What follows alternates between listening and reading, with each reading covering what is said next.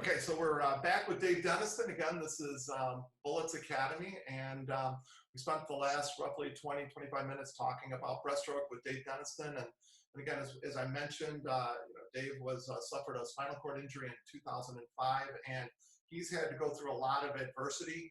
I'm going to steal a little story from you at this point. So Dave had a spinal. Where was your injury?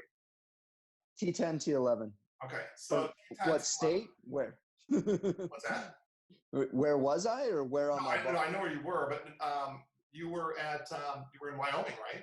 Yep. 46 minutes from my house right here. Okay. So you hit a tree and you turned at the last minute to not hit your head, and right.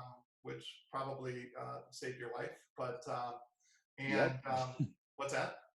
Yes, that did save my life. And sure so I think that, but what was, you and I had a conversation at the Paralympic trials, and at this point, my daughter had gone through all of her rehab and stuff and was learning how to walk again. And so I kind of knew enough about this to be stupid, I guess. But I'd asked you, because where your injury was, because you didn't have a full sever of the spinal cord, why you weren't walking again. And when I tell that people think I'm just being extraordinarily rude by asking a question that bluntly, but it was interesting that, I know you want to tell the story about the cyst and what happened there. Right. So, I mean, yeah, I did. I broke my back after the Olympic trials in 2004, where I didn't make the team. So I obviously had that goal like a lot of people do and just missed it. But when I was sledding and I broke my back, they put rods in because they knew I was active, where typically they would put rods pretty much along the whole back. They put the rods in to stabilize my spine just around my injury, which allowed me to twist and turn and still be active. And so what I did is I went to a place in San Diego to learn to walk again. And I was training as hard as I was for swimming. I'm 5 days a week for over a couple hours, plus riding a bike. I got to where I could ride a spin bike and move my legs and those types of things. What I didn't realize with having a new injury is there's a lot of soft tissues that are still healing. And I was exerting myself, again, as hard as I ever did, and essentially created a cyst where spinal fluid was going up through the center of my spinal cord and creating numbness on the rest of my body by pushing that fluid in my spinal cord against the vertebrae. It was creating numbness on my body by me essentially working too hard. And so I had to go get surgeries to get that cyst that I'd created in my spinal cord drained and blocked off, and set up a new way for it to either drain or to start working normally again. And that's why I went to that physician in Colorado after I'd been to one in California. I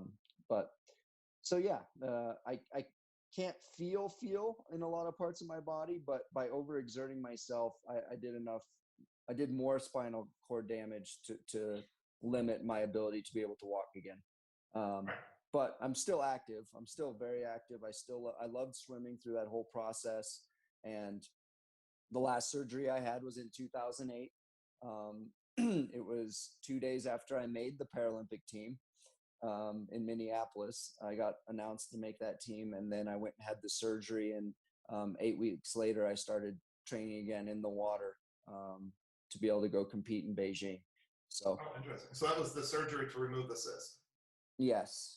Which, I think if you think about it, my daughter we actually met with Scott Paulson, but she ended up going to Miami because she was going to be when you have a surgery like that, you can't fly anywhere. You have to stay where you are because there's just, you have to let the vertebrae and spinal cord rest and heal. And so we just felt in March, it would probably be better for our daughter to be in Miami than be in smart move. Detroit, that's right. But in Denver, where we could end up with a foot of snow. So, and interesting was that Dr. Green, who did my daughter's surgery which was she had two different surgeries, but he actually trained Scott Falsey, and so we were pretty confident. Yeah.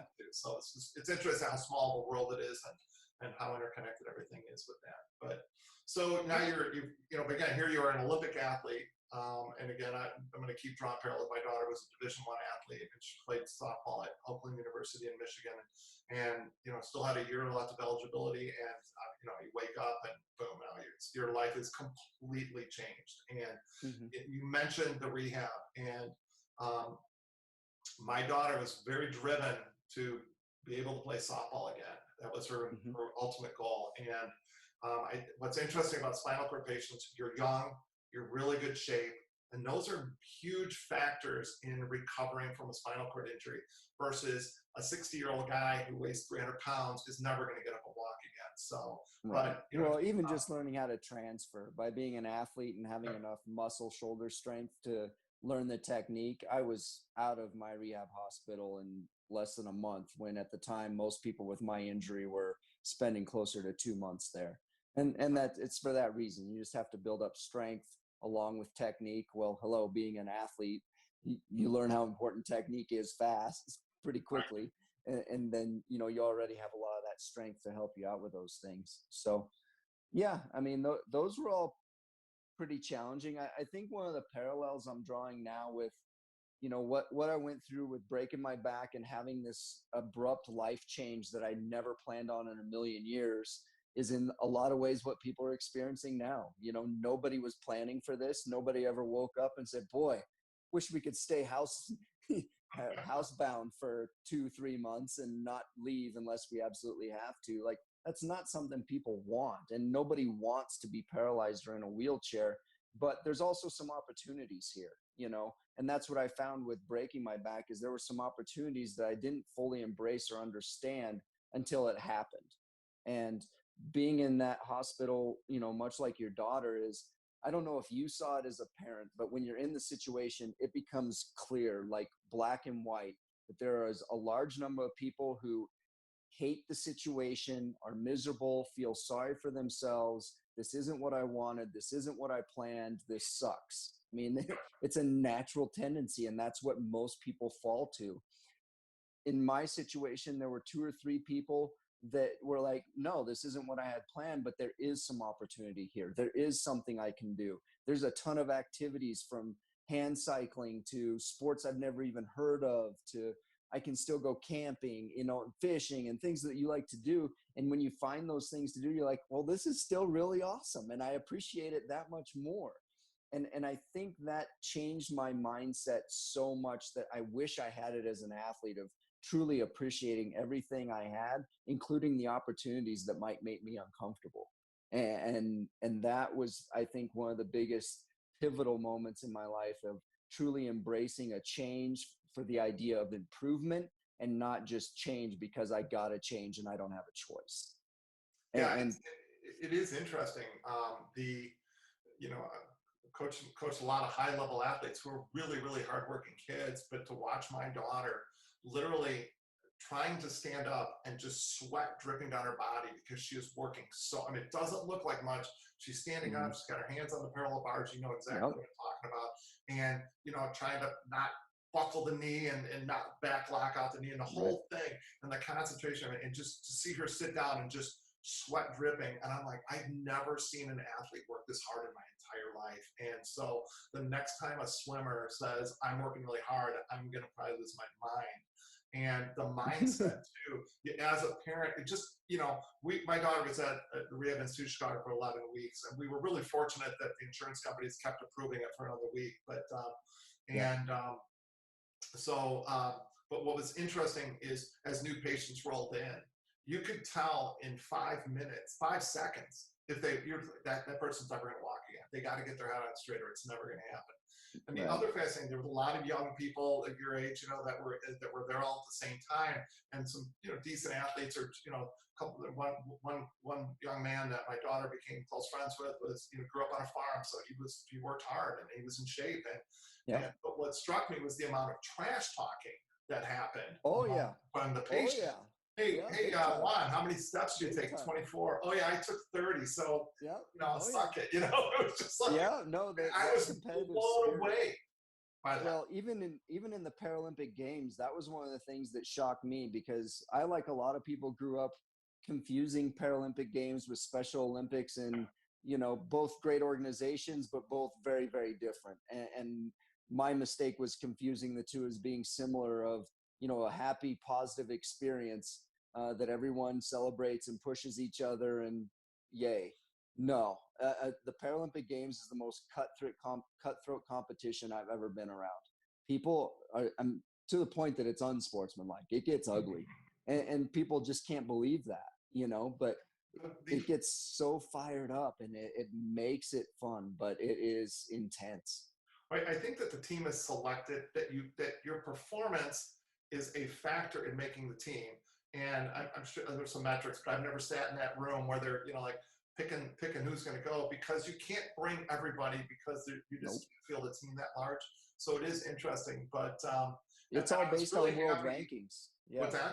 it's all based on world rankings. Right. And that you have a competition, but basically they go through, and if you're in the top 3 in the world in your events that could win medals, they're going to take you, and then it's just working your way down for medal potential from there until you have your designated slots. So the International Paralympic Committee tells each country how many swimmers they can bring, and that's how they choose it. And it's an intense process. I mean, it's not cut and dry and easy Oh, at no, all. not at all. No. No. And I worked with Amy Chapman. I think you know Amy. Yeah.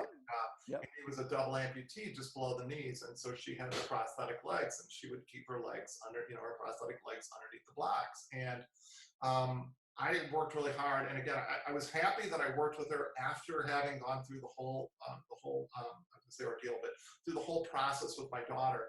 And I thought what was interesting is, I treated Amy totally different than anybody else did. And one day Amy was swimming and she wasn't doing what I was telling her to do. And I told her, I go, Amy, I swear to God, if you don't do this, I'm going to beat you with your own legs. And people were aghast. And one day she's crawling down the deck, and she didn't put her prosthetic legs on, between races and things like that.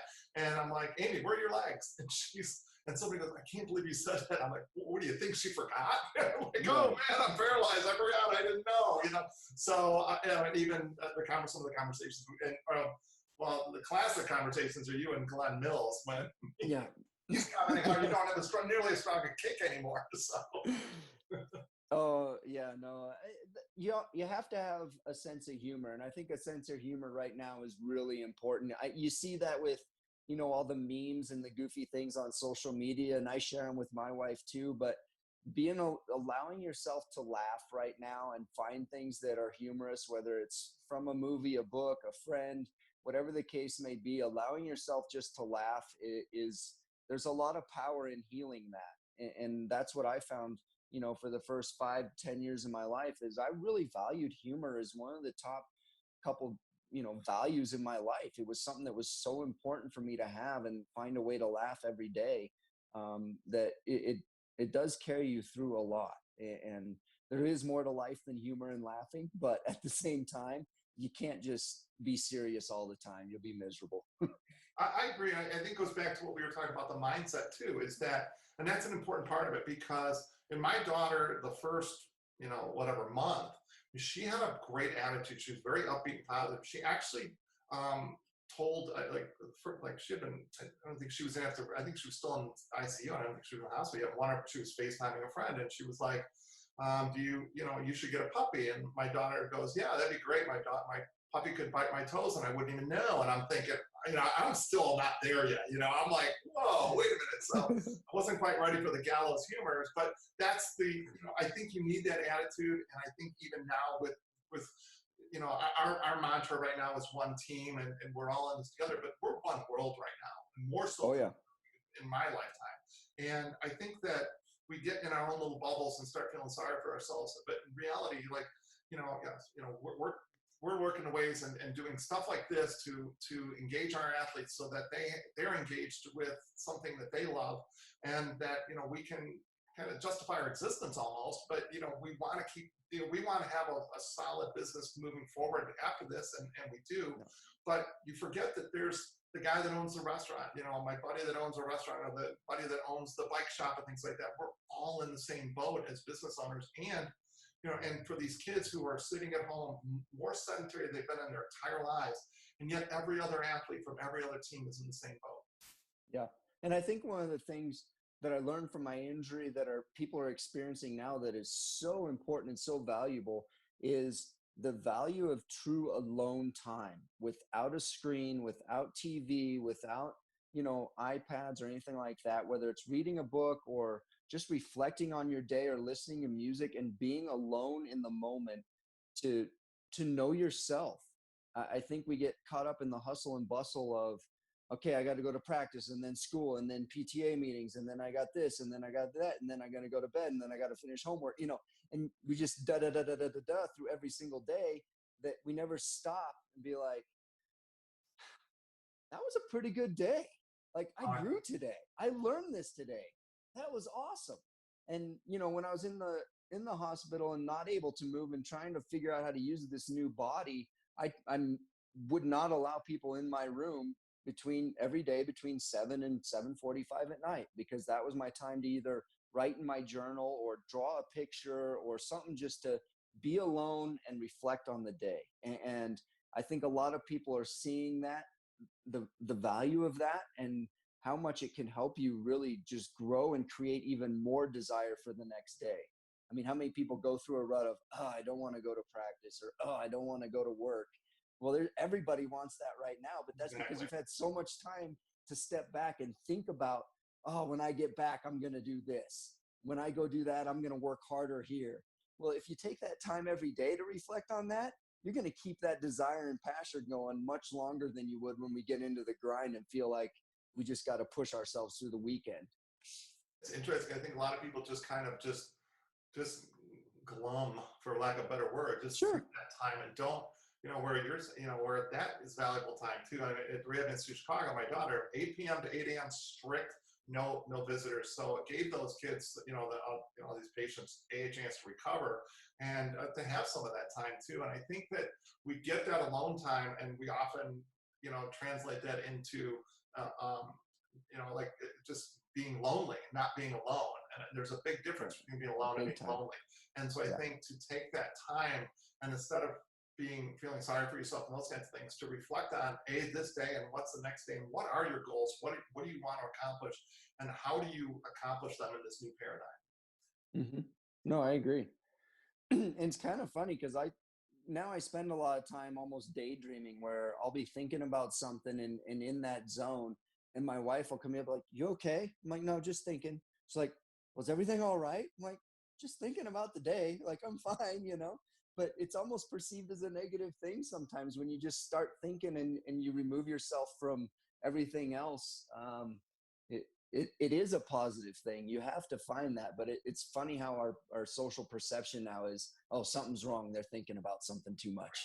But it's so true. And it's amazing when you let your mind go like that and you just daydream, as you said. I wouldn't recommend Sure. it 12 hours a day, but so let you just kind of shut your brain down for a few minutes and just let that go, that all of a sudden the clutter from your brain leaves, and all of a sudden some idea that's been rattling around in the back of your head starts coming to the forefront. And I was like, wow, that's an interesting thought. And if you really want to look at it, there is a reason that meditation or prayer, or however you want to perceive it, have withstood the test of time. Right. People have been taking those moments to essentially do that through just being alone and in their own minds, and trying to connect to something higher or whatever the case may be. But that has been something that in humanity we've always had. And yes.